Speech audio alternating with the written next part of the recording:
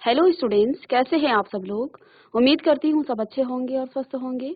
मैं Meena Rana ICT virtual class में आपका स्वागत करती हूँ। तो स्टूडेंट्स, हम पढ़ रहे हैं क्लास 7 का मैथ्स, और जैसा कि आप जानते हैं आपका सिलेबस कंप्लीट हो चुका है और यहाँ पर हम रिवीजन करेंगे अब स्टार्ट। तो यहाँ पे देखिए, प्रीवियस लेक्चर जब हम अलजेब्राइक एक्सप्रेशन पढ़ा रहे थे तो वहाँ पे हमने देखा बच्चों को थोड़ा सा इसमें, क्योंकि ये नई चीज़ है आपके लिए, यहाँ पे वेरिएबल्स आ जाते हैं, कोफिशिएंट, कांस्टेंट, ये चीज़ें आती हैं। तो इसी को हम रिवाइज करेंगे। तो चलिए चलते हैं स्मार्ट बोर्ड पर। तो देखिए, आपके पास चैप्टर है अलजेब्राइक एक्सप्रेशन, यानी कि बीजीय व्यंजक। ठीक है, आप नंबर्स के बारे में पढ़ रहे थे। अभी तक नेचुरल नंबर पढ़े, यानी कि प्राकृतिक, उन नंबर्स के बारे में आपने पढ़ा है, और इंटीजर्स भी आपने पढ़ लिया है।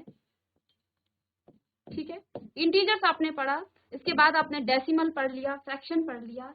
एक नया टॉपिक आपको इस क्लास में आया है, वो है अलजेब्रिक एक्सप्रेशन। तो देखिए, अलजेब्रिक एक्सप्रेशन में होता क्या है, यहाँ पे आपके पास कुछ वेरिएबल्स होते हैं, ठीक है, वेरिएबल्स होते हैं जिनको आप हिंदी में चर कहते हैं। ठीक है, अब ये चर होते क्या हैं, इनका काम क्या है। ठीक है, तो चर बेसिकली होते क्या हैं, देखिए चरों को आप किसी भी अल्फाबेट से, आप इसको A B C dot dot dot या एक्स वाई जेड और आगे किसी भी अल्फाबेट से आप इसको दर्शा सकते हैं, या फिर के एल एम, इनसे आप इसको प्रदर्शित कर सकते हैं। ठीक है, या डिनोट आप इनको कर सकते हैं। ठीक है, तो वेरिएबल्स क्या है, A B C D, denote आप किससे करते हैं, आप अल्फाबेट्स के, अंग्रेजी के अल्फाबेट किसी भी नंबर से आप इसको डिनोट कर सकते हैं। ठीक है, तो वेरिएबल्स की जो वैल्यू होती है वो चेंज होती रहती है, किसी भी वेरिएबल्स की वैल्यू चेंज होती है। ठीक है, जिसकी वैल्यू वरी करती है, जिसकी वैल्यू बदलती रहती है, जिसका मान बदलता है, जिसका मान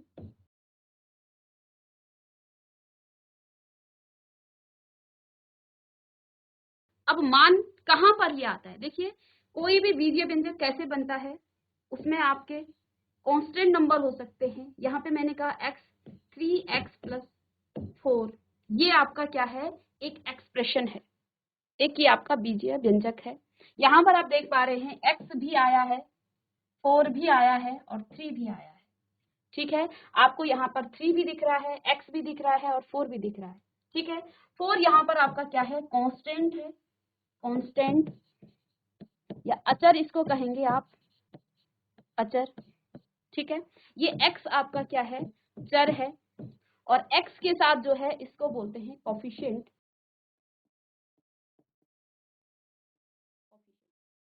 ठीक है, इसको कहा जाता है कोफिशिएंट, या फिर हिंदी में आप इसको कहेंगे गुणांक। ठीक है, तो यहाँ पे बीजीय व्यंजकों में क्या क्या आपके होते हैं, हमने क्या कहा, एक नई चीज यहाँ पे आ रही है, वेरिएबल्स। एक्सप्रेशन किससे मिलके बना होता है, एक्सप्रेशन में आपके क्या हो सकते हैं, चर हो सकते हैं, आपके अचर हो सकते हैं और गुणांक हो सकते हैं। ठीक है, तो यहाँ पर आप एक एक्सप्रेशन लिखेंगे।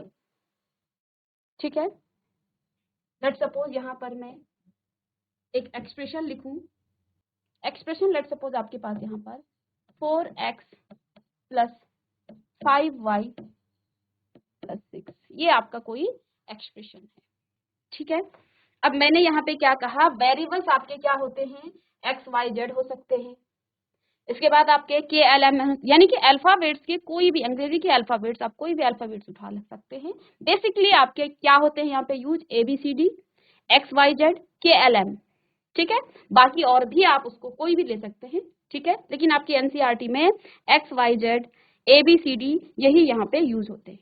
ठीक है, तो इस अलजेब्राइक एक्सप्रेशन में, इस एक्सप्रेशन में देखिए क्या क्या चीजें हमें, यहाँ पर जो आपका वेरिएबल है,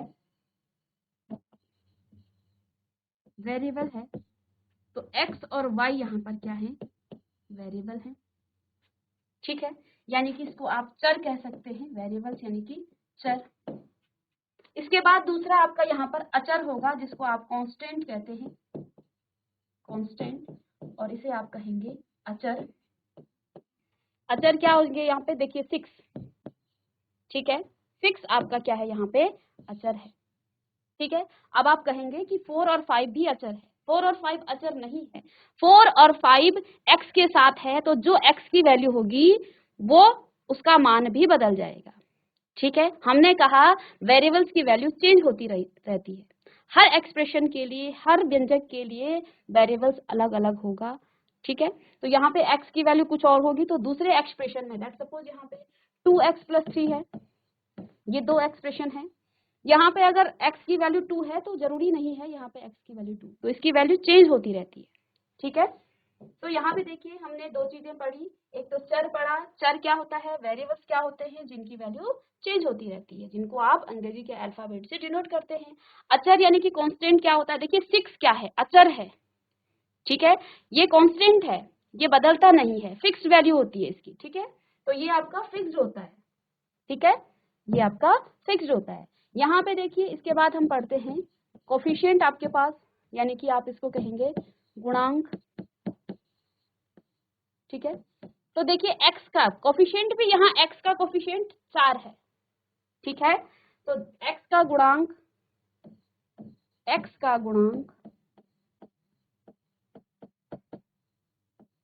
4 है, और y का गुणांक क्या है, y का गुणांक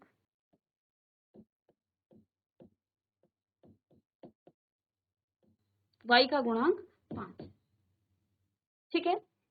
तो x का गुणांक 4 और y का गुणांक 5 है, ठीक है।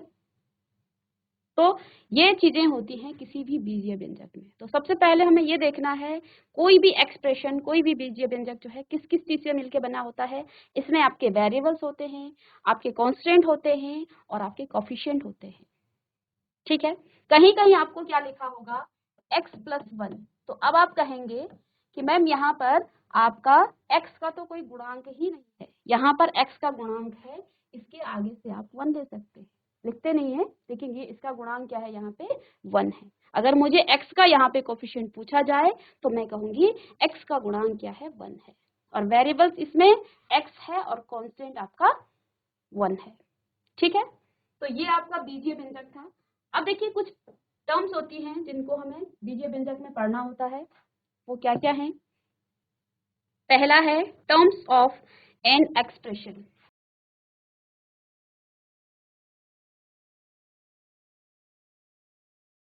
टर्म्स ऑफ एन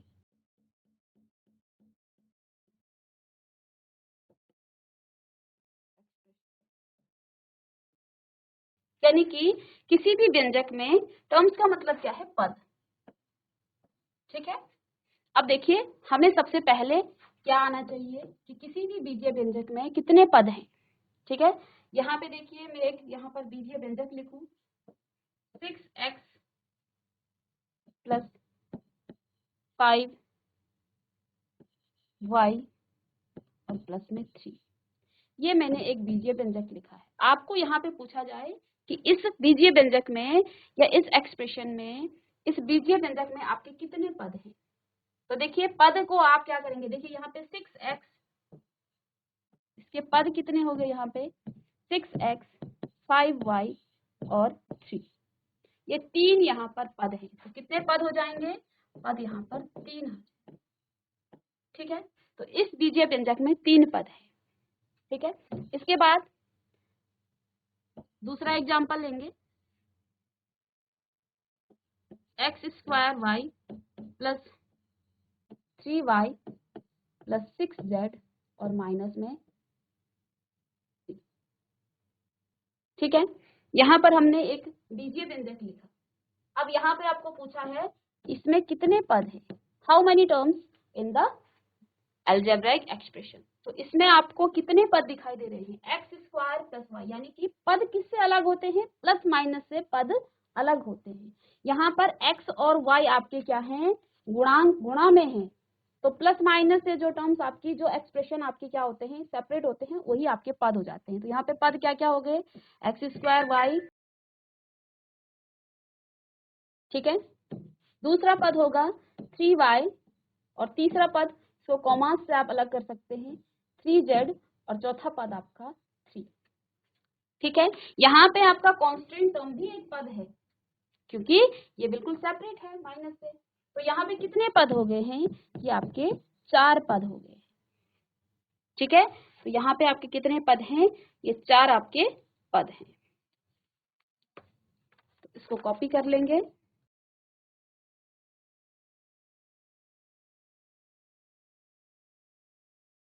तो देखिए यहाँ पे ये आपके पद हो गए। ठीक है,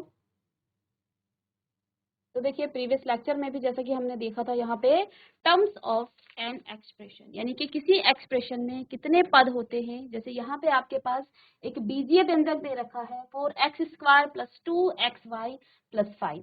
ठीक है, तो यहाँ पे पहला पद आपका क्या है? 4x² है, दूसरा पद आपका क्या है? 2xy है, और तीसरा पद आपका 5 है। तो इस व्यंजक में आपके कुल 3 पद हो गए हैं। इसी प्रकार से दूसरा एग्जाम्पल हमने लिया था 5xy + 2। तो पहला पद यहाँ पे 5xy हो गया और दूसरा पद आपका 2 है। तो यानी इसमें टोटल कितने पद हो गए हैं? 2 पद हो गए। ठीक है, तीसरा एग्जाम्पल लिया था 4x² + 4xy 3x² + 4xy + 5z + 6। तो यहाँ पे देखिए पहला पद, दूसरा पद, तीसरा पद और चौथा पद। तो चारों पदों को हमने यहाँ पे लिखा था। तो ये पद कितने होते हैं? इसके बाद आता है आपका कोफिशिएंट, यानी कि गुणांक। किसी भी एक्सप्रेशन में गुणांक क्या होता है? ठीक है, तो देखिए गुणांक कई तरीके से हो सकता है। देखिए यहाँ पे आपको क्वेश्चन 2 तरीके से पूछा जा सकता है। ठीक है, अगर यहाँ पे पूछा, ये लिखा है आपको 10xy प्लस में 4z, अगर आपको x y का कोफिशिएंट पूछा जाए तब तो आप क्या कहेंगे? क्योंकि x और y दोनों का कोफिशिएंट क्या है? 10 है। ठीक है, जब आपको कोफिशिएंट सिर्फ एक्स वाई का पूछा है तो 10 आएगा।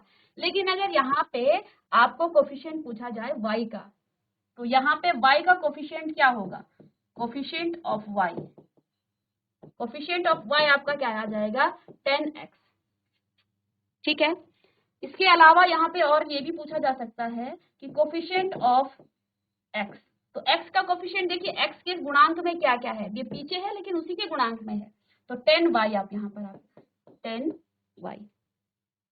ठीक है, कोफिशिएंट ऑफ z तो यहाँ से दिख रहा है, z के साथ क्या है? 4 है, तो ये इसका कोफिशिएंट हो जाएगा। और यहाँ पे आपका कांस्टेंट क्या है? 2 है।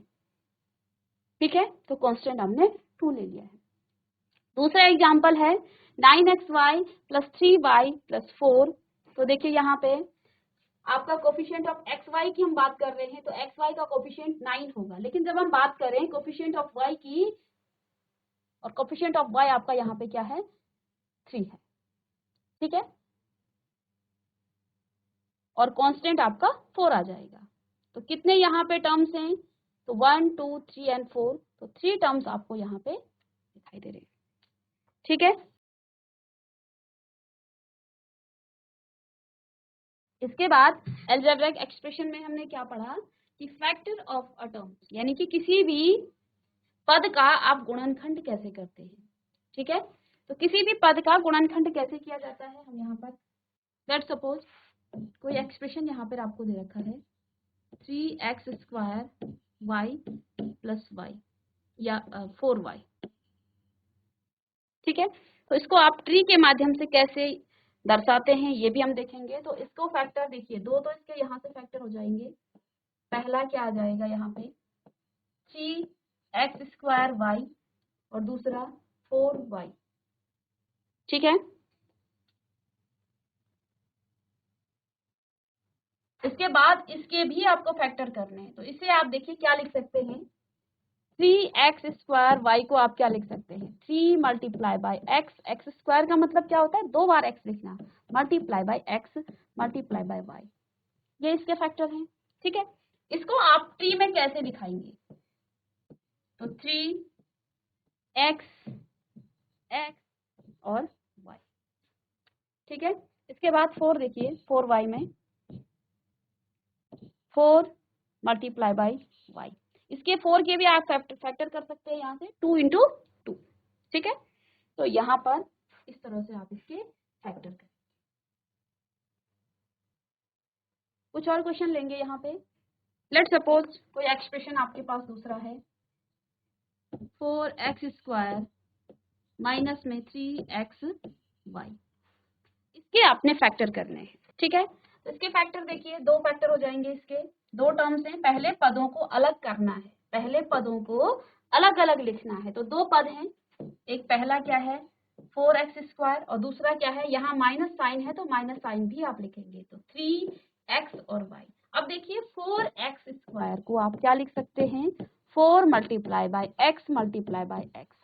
चाहे तो आप 4 के भी फैक्टर कर सकते हैं या फिर इसको एज इट इज ऐसे ही लिखें, ठीक है। तो आपकी बुक्स में एनसीईआरटी में तो आपको यही कराया गया है। फैक्टर अगर इसको करना चाहते हैं तो 2 × 2 भी इसको आप कर सकते हैं, ठीक है। तो इसको ट्री के माध्यम से आपको यहाँ दर्शाना है, ठीक है। तो 4 multiply by x multiply by x, ऐसा लिखेंगे इसको ट्री से।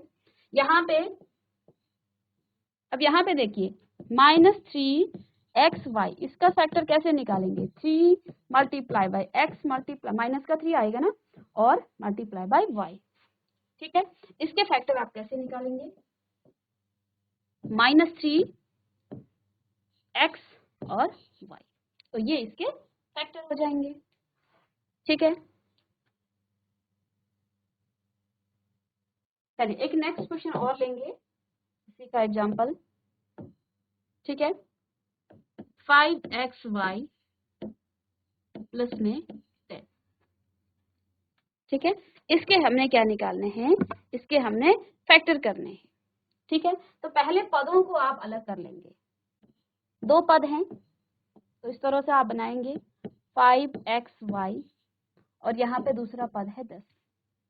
5x को आप क्या लिख सकते हैं, 5 multiply bye x multiply by y, तो 5x और y, और यहाँ पे 10 है, 10 को आप ऐसे ही लिखेंगे, ठीक है।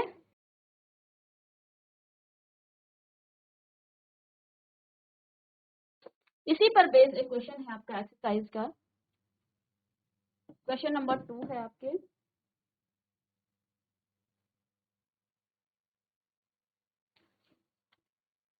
क्वेश्चन है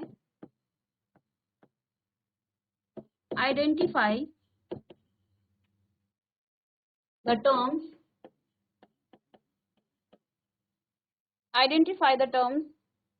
and their factor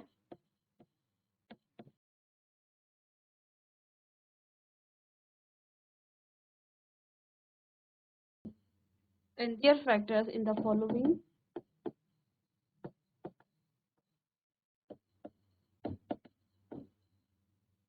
expression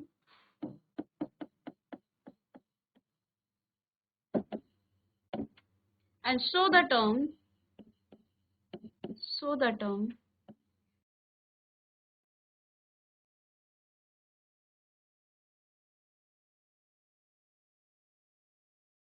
and factor by tree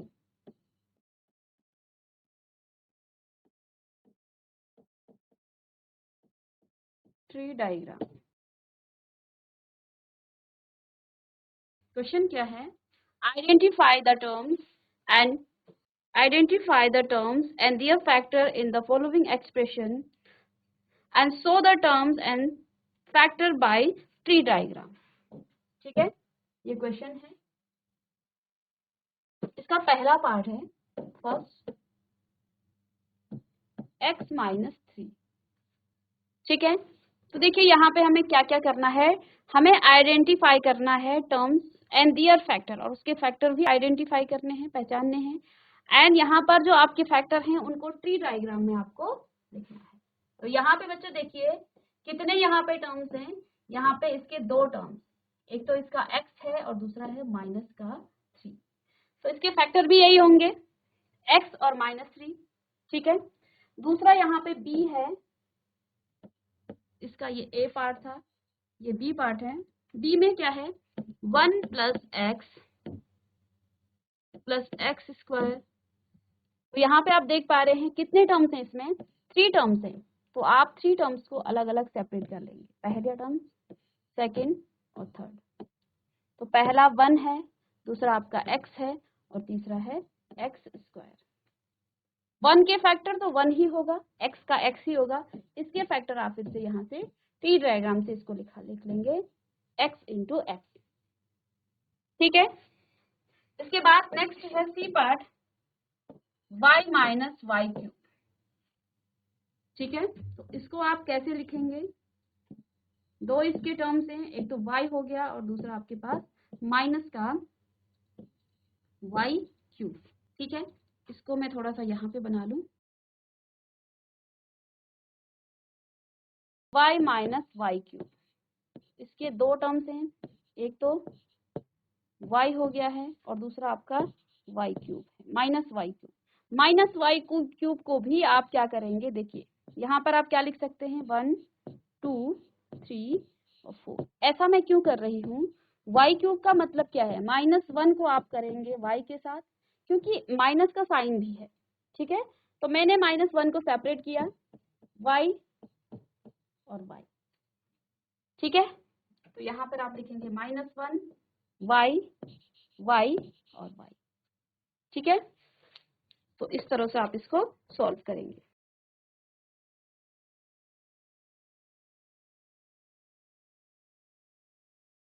इसके बाद देखिए नेक्स्ट है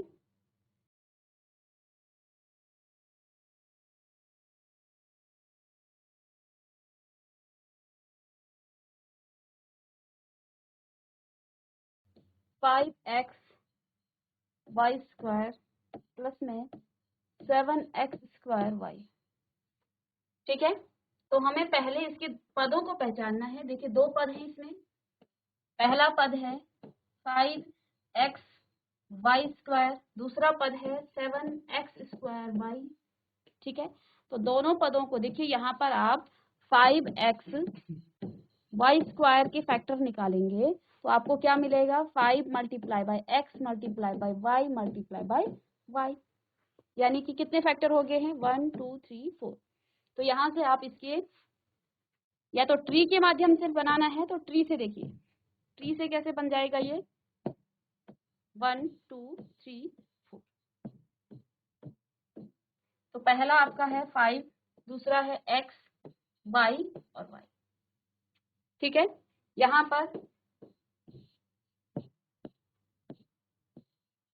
तो इसके क्या हो जाएंगे, 7 एक्स स्क्वायर का मतलब क्या है, x इंटू एक्स, और यहाँ पर y। तो ये ट्री से आपने इसका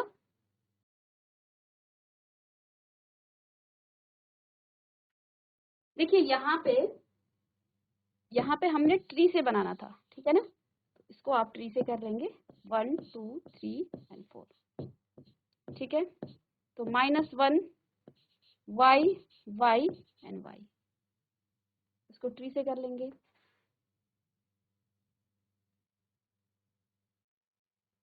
इसके बाद देखिए एक और है आपके पास यहाँ पर E part 4x cube plus 3y square.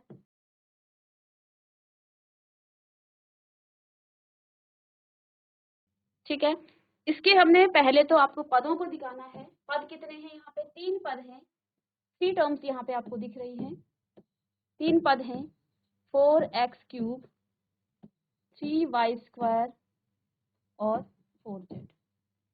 तो इसको ट्री के माध्यम से देखिए 4 को अलग करेंगे, और क्यूब का मतलब क्या है, x क्यूब का मतलब है x multiply by x multiply by x, 3 times आप इसको मल्टीप्लाई कर देंगे। ठीक है,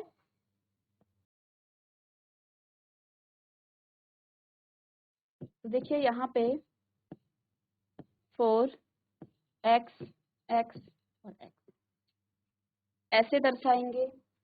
इसी तरह से ये आपका क्या आ जाएगा, 3y y। ठीक है, और यहाँ पे आपके पास क्या आ जाएगा, 4 और z।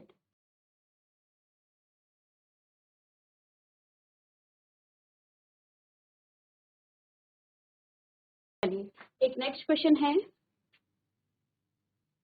What are the coefficient of x in the following expression.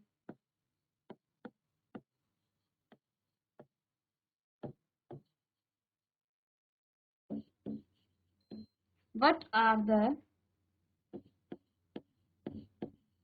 coefficient of x in the expression। ठीक है, हमें क्या निकालना है, कोफिशिएंट ऑफ x निकालना है। एक्सप्रेशन आपके पास क्या है, पहला 4x minus 3y, second 8 minus x plus y, के बाद है third y square x minus y, fourth है 2z minus 5x y xz। ठीक है, अब यहाँ हमें क्या निकालना है, ये तो आपको क्या दिए हैं, ये आपको एक्सप्रेशन दे रखे हैं, हमें निकालने हैं कोफिशिएंट ऑफ x के कोफिशिएंट निकालने हैं। तो पहले यहाँ पर उन टर्म्स को हम ढूंढेंगे, उन पदों को हम यहाँ पे निकाल लेंगे जिसमें x है। तो यहाँ आप लिखेंगे टर्म विथ x, यानी कि वे पद जिनमें x हों। जब उन पदों को हम ढूंढेंगे तो वहीं से हमें x का कोफिशिएंट भी मिलेगा। तो यहाँ पे देखिए इस एक्सप्रेशन में वो पद बताइए जिसमें x है, तो यहाँ पे देखेंगे आप 4x है। इसमें वो पद जिसमें x है, माइनस का x है। ठीक है, इसमें x क्या है,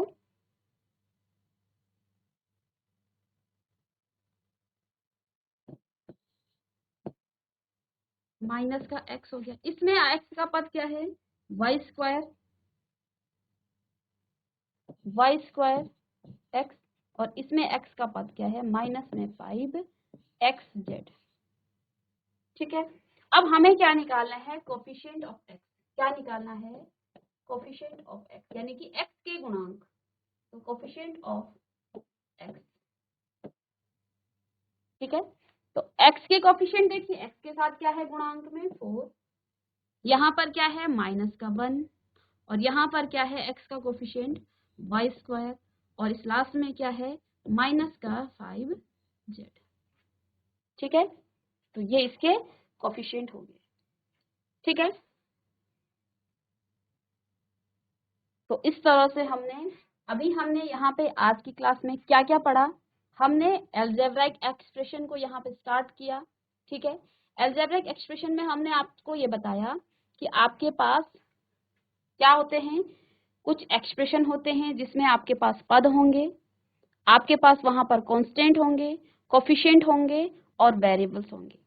ठीक है, तो पहला जो हमने यहाँ पे देखा है कि टर्म्स ऑफ एन एक्सप्रेशन, किसी भी एक्सप्रेशन में कितने पद होते हैं। ठीक है, तो देखिए यहाँ पे यानी कि पदों को आप प्लस और माइनस से सेपरेट करते हैं। ठीक है, यहाँ पे हमें ध्यान ये देना है कि पदों को हम x और माइनस से क्या, प्लस और माइनस से उसको सेपरेट करते हैं। इसमें कितने पद हैं, 6x प्लस 5y प्लस 3, इसमें 3 पद हैं, हमने सेपरेट कर लिया है पदों को 6x, 5y प्लस में कॉमा 3। तो ये 3 पद यहाँ पर आ गए। तो पहली चीज हमने ये पढ़ी। ठीक है, इसके बाद टर्म्स, ये हमने प्रीवियस लेक्चर में आपको बताया था, वही चीजें हैं सेम। ठीक है, कोफिशिएंट क्या होता है, वेरिएबल्स के साथ जो भी आपको दिखे, जिस भी वेरिएबल्स को आपको कोफिशिएंट निकालना है वो इसका कोफिशिएंट यानी कि गुणांक होगा। ठीक है, जैसे यहाँ पे देखिए 10xy, तो xy का कोफिशिएंट 10 आ जाएगा। ठीक है, लेकिन जब हम बात सिर्फ x की करें कि x का कोफिशिएंट क्या होगा, तो 10y, और y का यहाँ पर x 10x। ठीक है, तो ये इसके कोफिशिएंट हो जाते हैं।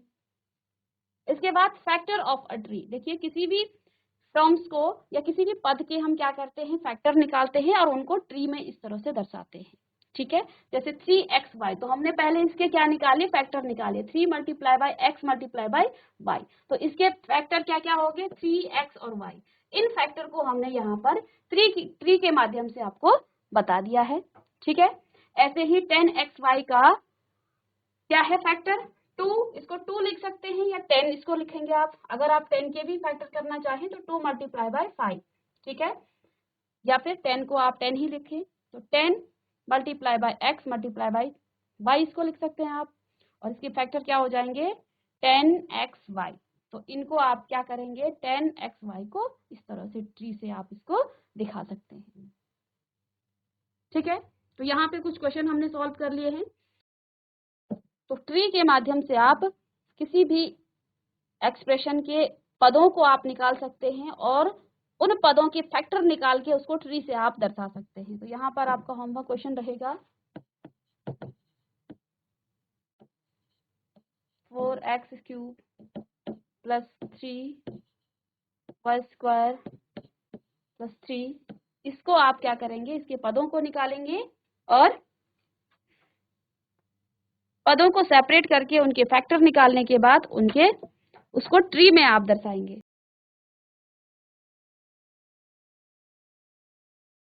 तो स्टूडेंट्स, आज की क्लास में हमने अलजेब्राइक एक्सप्रेशन को रिवीजन किया है। यहाँ पर हमने देखा कि यहाँ पे आपके जो चर हैं वो क्या होते हैं, अचर क्या होते हैं, कोफिशिएंट आपके क्या होते हैं यानी कि गुणांक क्या होते हैं, किसी भी एक्सप्रेशन में कितने पद हो सकते हैं या कितने पद होते हैं उनको कैसे आप निकालते हैं या कैसे ढूंढते हैं। तो ये हमने अभी पढ़ा है, रिवीजन इसका किया है। नेक्स्ट क्लास में इसी पर बेस आगे के जो कॉन्सेप्ट हैं उनको हम समझेंगे। तो मिलेंगे नेक्स्ट लेक्चर में, तब तक के लिए thank you and have a nice day.